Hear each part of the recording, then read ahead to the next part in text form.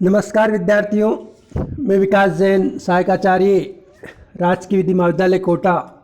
आप सभी का राजकीय विधि महाविद्यालय कोटा के यूट्यूब चैनल पे हार्दिक स्वागत करता हूँ। भारतीय साक्षर अधिनियम के यूट्यूब चैनल की इस श्रृंखला में आज हम बात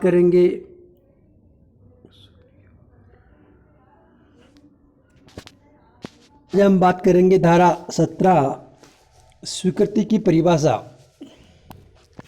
स्वीकृति वह मौखिक या दस्तावेजी या इलेक्ट्रॉनिक रूप में अंतर्दृष्टि कथन है जो किसी विवादक तथ्य या सुसंगत तथ्य के बारे में कोई अनुमान इंगित करता है और जो ऐसे व्यक्तियों में से किसी के द्वारा और ऐसी परिस्थितियों में किया गया है जो एतस्मिन पश्चात वर्णित है।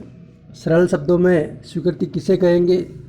स्वीकृति वह मौखिक या दस्तावेजी या फिर इलेक्ट्रॉनिक रूप में अंतर्विष्ट कथन है जो किसी विवादक तथ्य या सुसंगत तथ्य के बारे में कोई अनुमान इंगित करता है और जो ऐसे व्यक्तियों में से किसी के द्वारा और ऐसी परिस्थितियों में किया गया है जो एतस्मिन पश्चात वर्णित है। मतलब धारा 17 स्वीकृति की परिभाषा में 3 बातों की ओर ध्यान आकर्षित किया गया है। प्रथम ये कि स्वीकृति की परिभाषा देती है।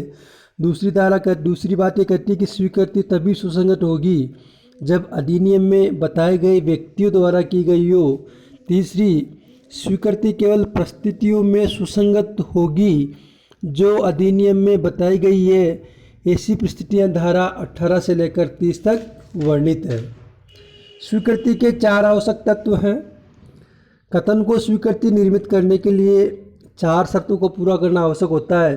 पहली है ये कि कथन मौखिक या दस्तावेजी या इलेक्ट्रॉनिक रूप में अंतर्विष्ट हो। मतलब जो स्वीकृति होगी 3 फॉर्म में से किसी भी एक फॉर्म में हो सकती है। वो मौखिक भी हो सकती है, दस्तावेजी भी हो सकती है या इलेक्ट्रॉनिक माध्यम से भी हो सकती है। दूसरा है ये कि कथन ऐसा होना चाहिए कि किसी विवादक या सुसंगत तथ्य के निष्कर्ष को इंगित करता हो। तीसरा है यह कि कथन धारा 18, 19 और 20 में वर्णित व्यक्तियों द्वारा किया गया हो।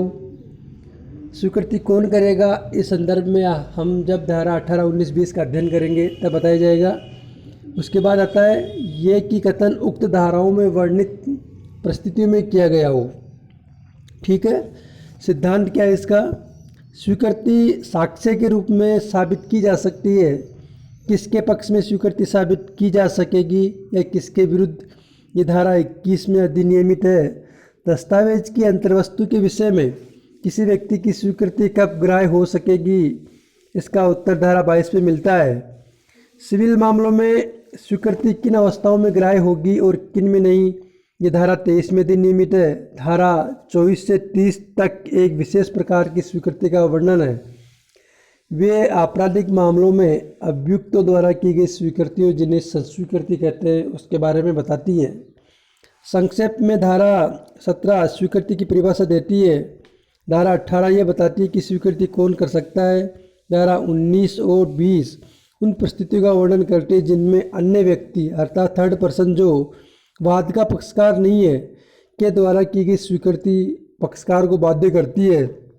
धारा 21 ये प्राविधान करती है कि कौन सा पक्षकार स्वीकृति का प्रयोग कर सकता है, अर्थात कब एक स्वीकृति दूसरे के द्वारा एक व्यक्ति के विरुद्ध साबित की जा सकती है और कब एवं किन परिस्थितियों में ये कथनकर्ता के पक्ष में साबित की जा सकती है। धारा 22 स्वीकृतिजनक दस्तावेजों की अंतर्वस्तु के बारे में मौखिक साक्ष्यों का अपवर्जन करती है।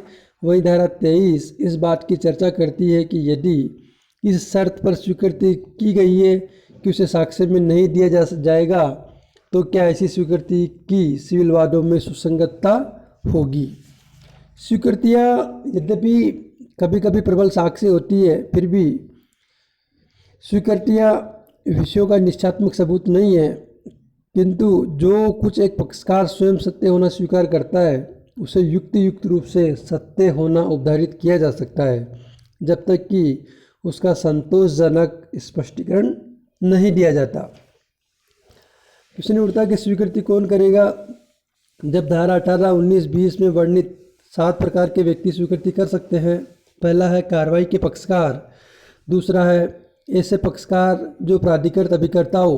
तीसरा है ऐसे पक्षकार जो प्रतिनिधि की हैसियत में हो, जैसे ऐसे पक्षकार द्वारा जो प्रतिनिधि की हैसियत से वाद ला रहा हो या जिन पर उसी हैसियत से वाद लाया जा रहा हो उस समय स्वीकृतियाँ किया जाना, जबकि वो ऐसी हैसियत धारण करता हो जैसे कोई न्यासी हो, निष्पादक हो, संरक्षक हो, प्रशासक हो, दिवालिया का समुपदेशित हो आदि। चौथा है ऐसा व्यक्ति जिसका कार्रवाई की विषय वस्तु में सांपत्तिक या धन संबंधी हित हो। ऐसा हित चालू रहने के दौरान जैसे भागीदारों द्वारा, संयुक्त ऋणियों, संयुक्त मालिकों, संयुक्त किराएदारों के कथन। पांचवा है पूर्ववर्ती हक वाला व्यक्ति। ऐसा व्यक्ति जिससे वाद के पक्षकार का वाद की विषय वस्तु में अपने हित उत्पन्न हुआ हो। ऐसा हित चालू रहने के दौरान 6 नंबर का है पर व्यक्तियों के कथन या स्वीकृतियाँ किन परिस्थितियों में ग्राह्य होगी। पर व्यक्तियों के कथन यदि ऐसी स्वीकृति उन व्यक्तियों के विरुद्ध सुसंगत है जो कि पक्षकार नहीं है और वे उस स्थिति या दायित्व के संबंध में हैं जो उस दावे में ऐसे व्यक्ति द्वारा या उसके विरुद्ध लाया गया हो। दूसरा है यदि ऐसे कथन उस व्यक्ति की स्थिति और दायित्व के अस्तित्व के समय में किए गए हों और जबकि वह पर व्यक्ति की स्वीकृति स्वहित के विरुद्ध हो, उसकी अपनी स्थिति हो, अपनी स्थिति या दायित्व को प्रभावित करता है और जबकि वह स्थिति और दायित्व दावे के पक्षकार के विरुद्ध साबित करना जरूरी हो।